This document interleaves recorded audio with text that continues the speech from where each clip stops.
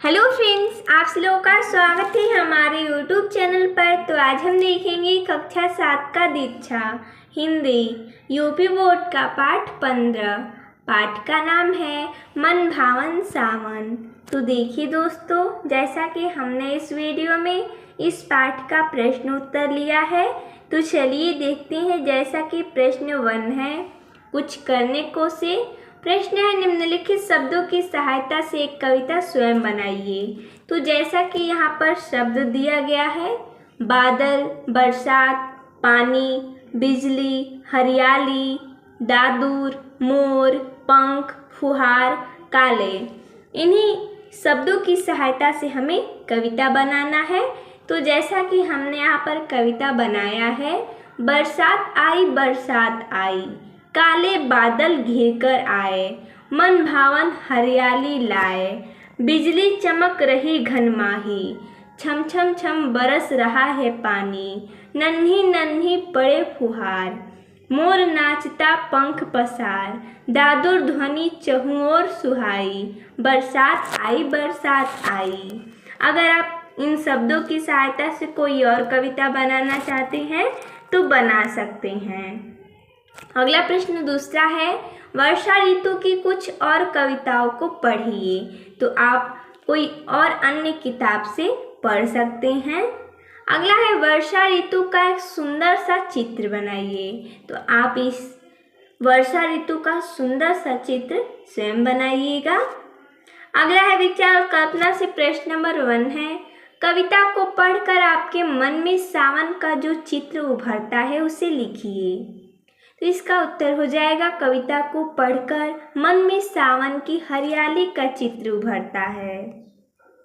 अगला है, सावन में चारों ओर हरियाली फैल जाती है, दादूर, मोर, चातक, सोन बालक सभी खुशी से बोलने लगती हैं। आपको सावन कैसा लगता है, 10-15 पंक्तियों में लिखिए। तो जैसा कि हमने अपनी इच्छा अनुसार यहाँ पर लिखा है कि हमें सावन कैसा लगता है, इसका उत्तर हो जाएगा, हमें सावन बहुत अच्छा लगता है।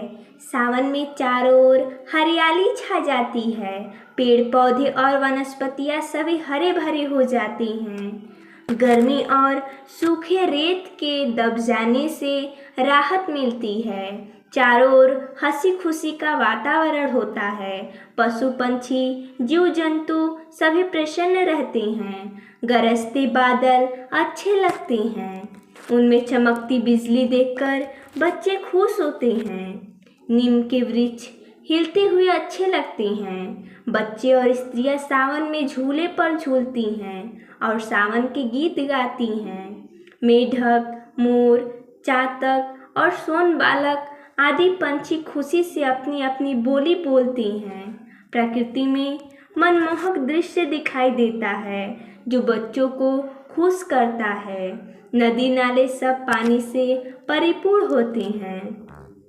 अगला प्रश्न है, कविता से प्रश्न नंबर 1 है, ताड़ के पत्ते किस रूप में दिखाई पड़ रहे हैं। इसका उत्तर हो जाएगा, ताड़ के पत्ते पंखों के रूप में दिखाई दे रहे हैं, जिनमें उंगलियां और चौड़ी हथेली है। अगला है, हर श्रृंगार और बेला के फूलों पर सावन की बूंदों का क्या प्रभाव पड़ रहा है। इसका उत्तर हो जाएगा, हर श्रृंगार के फूल झड़ रहे हैं और बेला के फूलों की कलियां प्रतिफल बढ़ रही हैं। अगला है प्रश्न तीसरा, निम्नलिखित भाव कविता की किन पंक्तियों में आए हैं। हमें उन पंक्ति को बताना है। तो जैसा कि भाव है, पीपल के पत्ते मानो ताली बजाकर नाच रहे हैं और नीम आनंदित हो झूम रही है।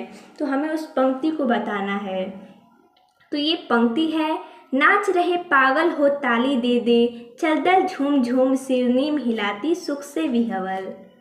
अगला है, पानी की गिरती धाराओं से धरती के कड़कड़ में हरे भरे। तो ये पंक्ति है, धाराओं पर धाराएं झरती धरती पर, रज के कड़कड़ में त्रित्रिका पुलकावली भर। अगला है, निम्नलिखित पंक्तियों के भाव स्पष्ट कीजिए। जैसा कि पंक्ति है, उड़ते सोन बालक अर्ध सुसेकर क्रंदन। इस पंक्ति का भाव हो जाएगा, बरसात में सुखी होकर आवाज करते हुए बगुले उड़ते हैं। अगला है रोम सिहर उठते छूते हुए भीतर अंतर। इसका भाव हो जाएगा बरसात को देखकर रोमांच होता है जिसका दिल पर गहरा प्रभाव पड़ता है। अगला है फिर आए जीवन में सावन मन भावन। इसका भाव हो जाएगा मन को अच्छा लगने वाला सावन जीवन में बार बार आए और जीवन में खुशियाँ भर दे।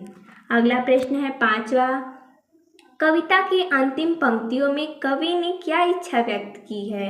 इसका उत्तर हो जाएगा कवि ने इच्छा व्यक्त की है कि मनभावन सावन जीवन में बार बार आए।